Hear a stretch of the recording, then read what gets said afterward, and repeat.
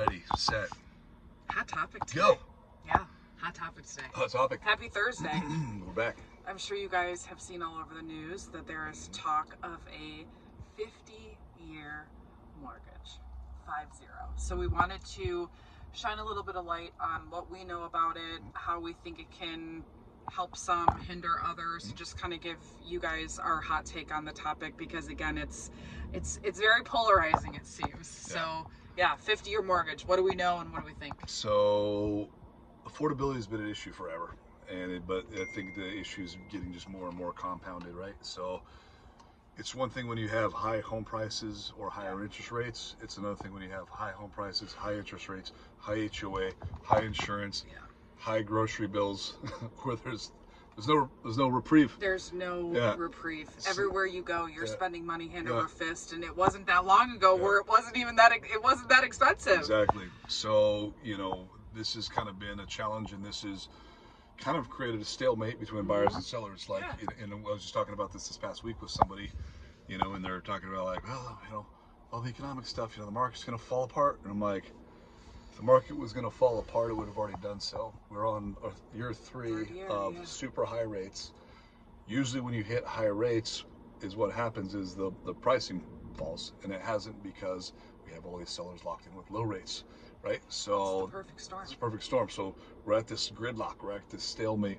So is what, now the government, Trump administration, other people, whatnot, are talking about doing is coming up with some creative options. One of them being a 50-year mortgage. We have seen 40-year mortgages are generally not originated. Those kind of came around post-COVID when people were struggling to keep up with their mortgage payments. Fannie and Freddie actually made an amendment, because they normally only back 30-year mortgages, but instead of doing deed in lieu or short sales or foreclosures to kind of help these people, they let them recast their loan at 40 years. So that's out there now. 50-year, that's a different game though.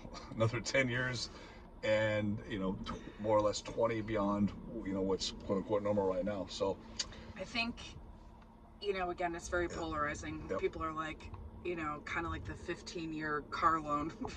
People are like, you're never going to pay this off before, engine's going to blow up before things pay off. Exactly. And you're going to pay so much in interest. But when we talk about affordability, and when we talk about renting versus buying and being a first-time home buyer, what we're really missing right now is affordability.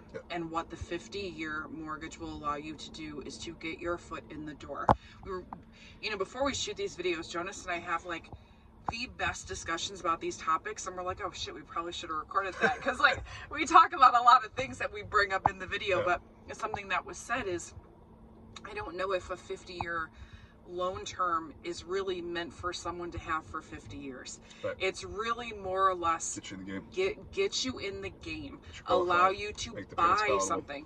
Just like any other mortgage product out there, you can always refi based on what's important to you and what you need. Right. My very, very, very, very first property I ever purchased at 23 with a 30-year mortgage, I lived in for 2 years. So I mean, and most people, I mean, I'm a Midwest girl, so like a lot of people, you buy a house and you raise your kids in that house and you die in that house. That's not real life anymore. A lot of people are buying homes. So every like 5 to 7 years. Yeah, and then you're moving. So whether you keep it as an investment or you sell it and move on, most people are buying homes and moving based on their current life situation. So I don't think the intention is that you're going to buy a home now and have it paid off 50 years. Yeah, that's not really realistic. It's not the way people live anymore. The other thing that we saw, there was a couple other interesting ideas being floated around. I know the 50-year mortgage is the one that's getting all the headlines right now, but what I hadn't even heard of before was a portable mortgage. And basically is what that means is essentially being able to take your existing mortgage interest rate and principal balance and move it over to another property when you go to purchase another property and sell this property. Obviously, depending on how much you pay down, you can only put the new loan, so if it was $500,000 home, paid off half, you'll only be able to take $250 with you. Other balance would either be cash or have to originate a secondary loan for that. That was another option that I thought was interesting. Yeah. And then the third one was, obviously we've talked quite a bit about assumable loans, Yeah. VA and FHA, and there's not really a lot of conventional loans. I don't think I've ever seen any mortgage where the conventional loan was assumable, at least as long as I've been doing it. I know that was, back in the day, that was something. Reintroducing the assumable conventional loans. So essentially it would, instead of taking a segment of the market, which is the government-backed loans, FHA and VA, essentially would open up the floodgates to assume really any type of assume loan any product. mortgage. Yeah. So it'll be interesting to see how that translates into like new loan applications for mortgage brokers and how it affects people that are working in the mortgage industry, because it will turn everything into being assumable. And to Jonas's point, and this is something we've talked about on the assumable side before, let's say you have that overage and you don't have the cash and you have to take out a second. Well, really, in the grand scheme of things, it doesn't really even matter what the interest rate is on that second if you're saving so much on your first. So if that's something you'd like to, it's a blended rate, and that's what people need to consider when looking at a product like that or an opportunity.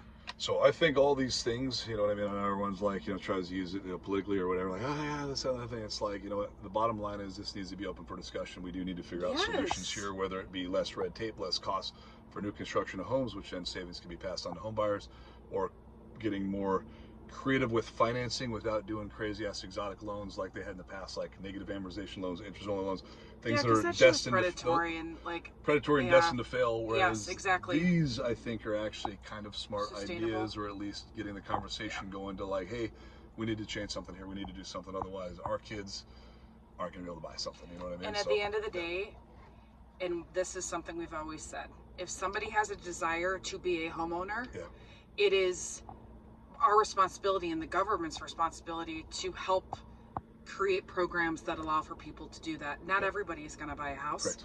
We know that. But if you want to, the reason shouldn't be because the rates are too high, the prices are too high. Like, it's good that there are at least discussions now. Yeah, there are options. The key takeaway, I think, is just creating more options that exist now, because obviously it's not entirely working. So anyways, I think we covered it. We did good. Yay, we did great. Thanks for watching Epic Updates, and as always, we'll see you soon. And if you want to hear us talk about something, just shoot us a message. Adios. Thanks.